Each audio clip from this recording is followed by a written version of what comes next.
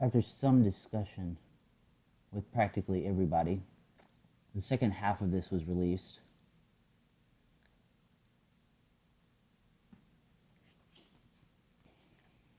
With Jay's permission, with Dr. Garry B's permission. Dr. Garry B is really just, I call him Bauer. That's how I refer to him. But he's really just there to help people. And it may seem that he comes from a position of strength, but really he comes from a position of weakness. He has been in a position of weakness, and he is the first to tell you he is not the strongest person in the world. I know him very well. It's been a privilege to know him. I know a lot of good doctors well that suffer from substance abuse.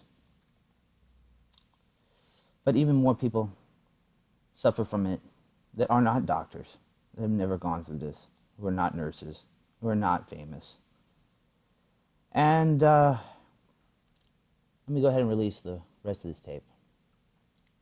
And this is hopefully all recorded on conversation because it has been a very great privilege to record. I mean, this is an honorable situation. Unfortunately, Jay has left the room. He lost frustration. Jay, the person that I wanted you, he wanted to hear from you, but he lost it when he heard how bad the situation could get. Sure. I mean, that's just the truth. I mean, it's hard to hear for that it actually happens, is it not? I mean, you think that you hear these stories and you think that's bullshit. That doesn't happen, but it does happen. The one thing all alcoholics and drug addicts live in is denial. Denial. Absolutely denial. They do not look at life at all. I'm not doing anything wrong. It's not my fault. I've got every right to do this. He thinks that completely. Anybody. Everything's going to be fine. I'm young. I'm healthy. I do not have a problem. Leave me the hell alone. But he does have a problem and he needs to change.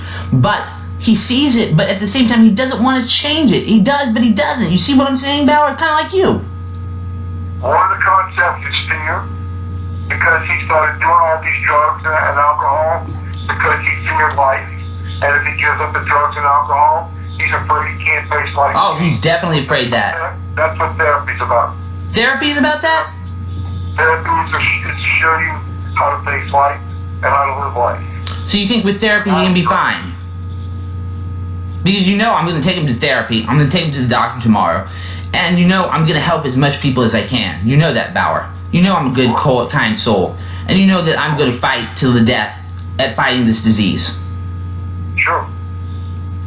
But what you've seen over the years is that you should rather give up than fight to the death, right? Wait, say that again? You'd say that over the years you've seen that after a while it's just relentless and that you might as well give up. And you wouldn't use the word give up, but... No. Giving up is not the word. I know give up is not the word. I hope everybody I know that's addicted to this problem will get better. And I am there for them when they need it and when they're willing to accept it.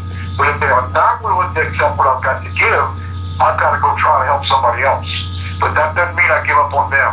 Okay. There's a guy in AA, he's dead now, named Eddie, who used to always tell me, Do I know this guy? I wish you nothing more than pain and suffering and nothing else. And what he meant was, you damn well better hurt so bad that you'll listen to us and take what we've got to give you. Do I know this guy? That's what he meant. I'm sorry? Do I know this guy? No, you don't know him. Okay. That was here in New Orleans. Okay, that's I met sad. this guy, he's dead now. And what did he die of? His disease. But Alcoholism. He was in sobriety when he died. But what killed him?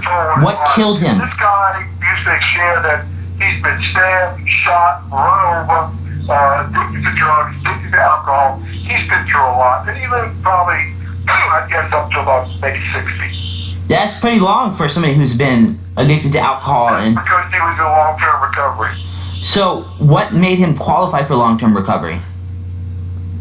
Well, he was a member of AA. He wasn't drinking or drugging, and he would go to meetings just about every day, and he lived a very productive life.